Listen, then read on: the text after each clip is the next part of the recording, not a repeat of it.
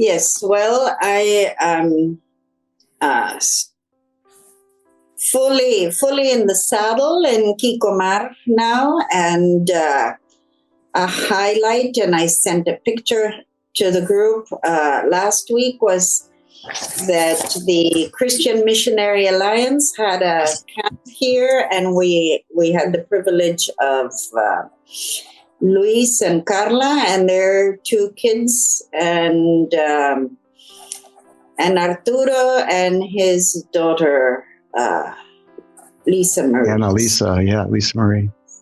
So it was just a very special moment, and all of you guys were somehow present, and we had a great time of fellowship, especially as Luis and Carla are getting ready to go to Germany, and there's a little bit of, they're just giving in their visa, and so it's going to take longer than they had hoped, but isn't that the way life goes, and so we were able to talk and pray with each other and just really connect, and that was a very special gift, and it was a way of connecting with the church as well. So that was a very special gift. Mirna, unfortunately, was not here. She's on a trip to visit a good friend in Scotland, so she wasn't part of it, but she was, because she was very much in our conversation as well. And things here at the camp are going steadily. And I just haven't had the time to translate the whole crisis, but the whole Tepanco Rancho Nuevo situation is in a terrible, terrible situation right now.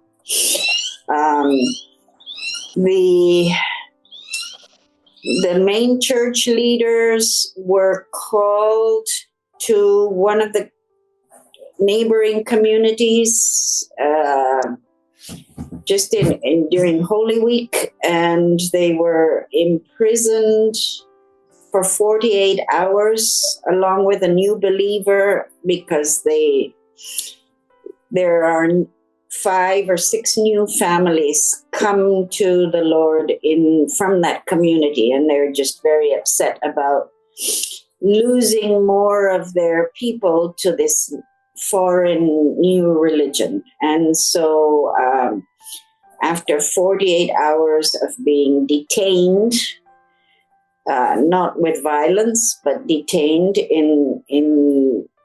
they signed an agreement where they paid what for them was like $1,000 fine, to then allow the 6 families to move over to the Tepanco community. And so they paid the money, but they also gained legal recognition by having the families come in. And so that was considered a great victory. But then immediately afterwards, this same community has gone to the municipality to put in all kinds of false charges against them. And in a week ago, they started moving in and taking over their lands. And these are lands that they inherited from their parents. They have, or grandparents. It has nothing to do with the community as such. And they're destroying property and cutting down trees and taking over homes and just completely taking over, just razing everything, destroying crops. And, up to last night when I was talking to them, the municipality is just waffling around, supposedly with lawyers and with demands, but they're not stopping the destruction. They're just letting it continue. And then with the stress of the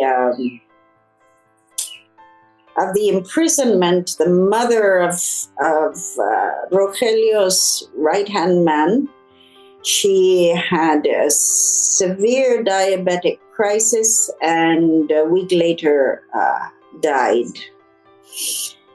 And so they had a, very clearly a result of the persecution.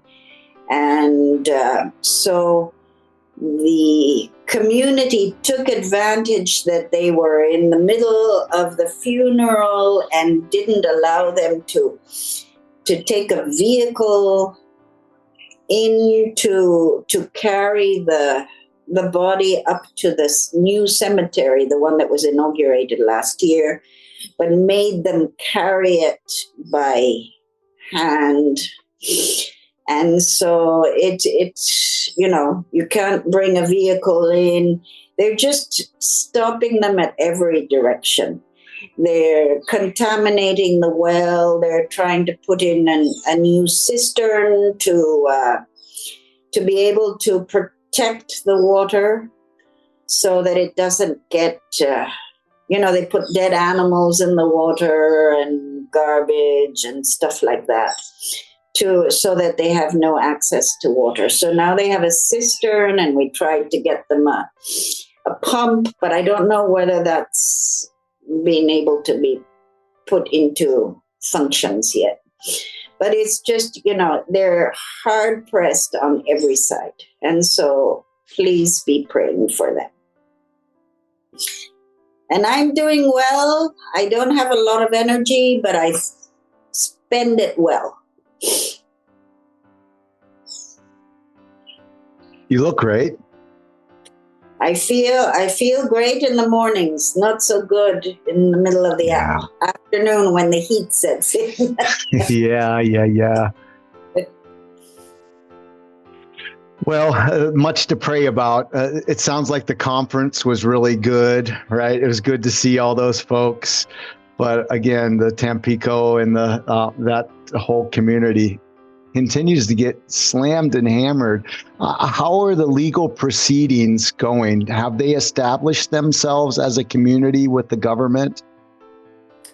They haven't, but as I say, this piece of paper that the other one signed, allowing the neighbors to go to that, is a great step in the right direction. Yeah, it sounds like. The problem is that the municipality of Huejutla, which is where they are directly connected, is on the side of the persecutors, basically. So they do not defend them. They always, you can't get the press to tell the truth. The press will always, so it's better for the press not to hear it, because then they tell a story that's not the truth and make the others look like the aggressors. Right. And so what they really need to do is move into higher government. And the connections are there, but it's a very complicated situation. And, I'm trying to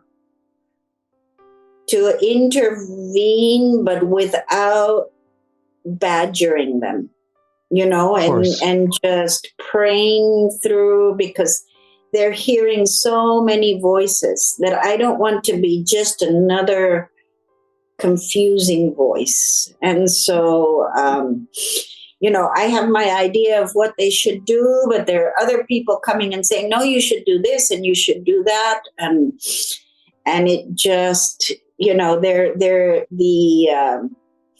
the most macho man voice is prevailing at the moment, and he's not necessarily the wisest, and tends to say, this is my project, they're going to do it my way. And so they're kind of in that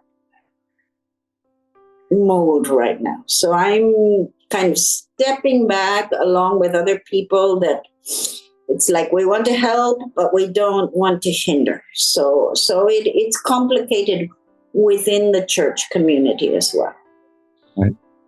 Boy, I think it's provident that even that Leah's praying for you, because she's seen these kind of things in her context and seen the difficulties and the injustices, but also the breakthroughs. And so I would think that's what we really pray for, is God to intervene in ways that are beyond the egos of people and the injustices of the people in the white heat love area, right? I'm just rattling now.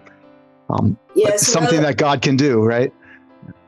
Yeah, absolutely. The Lord gave me, as I was trying to voice things to Rogelio and the church leaders, the Lord gave me Luke 18:2-5, which is the parable of the widow and the unjust judge.